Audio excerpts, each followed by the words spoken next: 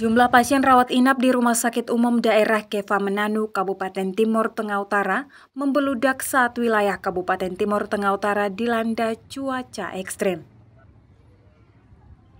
Pihak rumah sakit terpaksa menempatkan pasien rawat inap di lorong dan di ruang isolasi, lantaran bangsal yang tersedia tidak lagi mencukupi.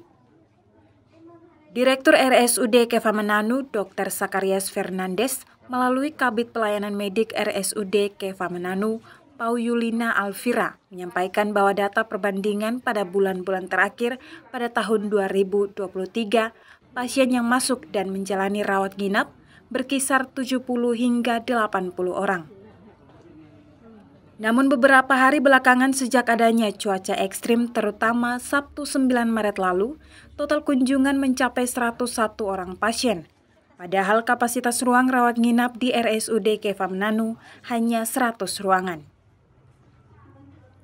Dan untuk saat ini tidak lagi ada pasien yang di lorong dan satu pasien yang masih dirawat di ruang isolasi. Tapi beberapa hari sejak adanya cuaca ekstrim, bahkan mohon maaf hari Sabtu yang tanggal berapa itu total kunjungan hampir 101. Sementara kapasitas kita ini kan untuk rawat nginap 100. Sehingga memang mohon maaf terakhir ada pasien yang istilahnya kita mau rujuk ke tempat fasilitas lain, mereka tidak bersedia karena yang tadi saya bilang kepercayaan masyarakat TTU terhadap rumah sakit umum ini, saya terkesan bahwa memang betul-betul terima kasih sehingga mereka tidak mau dirujuk ke rumah sakit lain, bahkan ada yang sampai di lorong.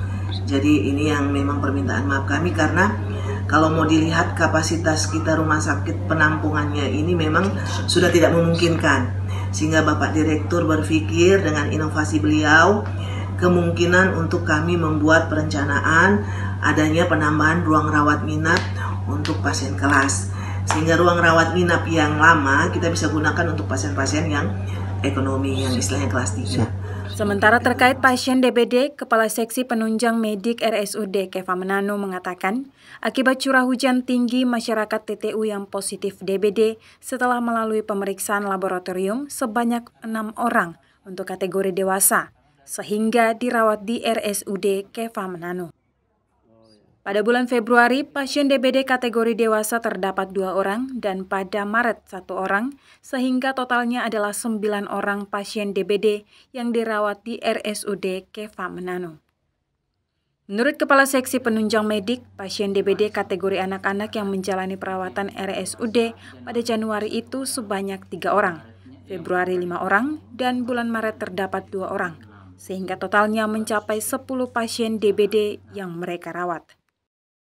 Pasien yang mengalami gejala atau suspek DBD sehingga dirawat di RSUD Keva Mananu pada Januari lalu, pasien kategori dewasa 1 orang, kemudian Februari tidak ada pasien. Namun memasuki bulan Maret terdapat pasien suspek DBD sebanyak 5 orang, sehingga totalnya 6 orang pasien yang mereka rawat. Sedangkan yang memang sudah positif DHF, yang pemeriksaan lab, sudah positif. Nah, itu dari Januari itu dewasanya itu 6, Februari 2, Maretnya itu 1. Jadi totalnya 9. Nah, sedangkan yang untuk anak Januarinya 3, Februarinya 5, Maretnya 2, jadi totalnya 10.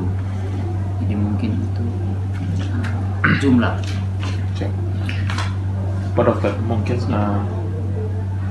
di cuaca ekstrim belakangan ini banyak tidak pasien masyarakat yang sakit panas atau mungkin batuk atau atas segala macam.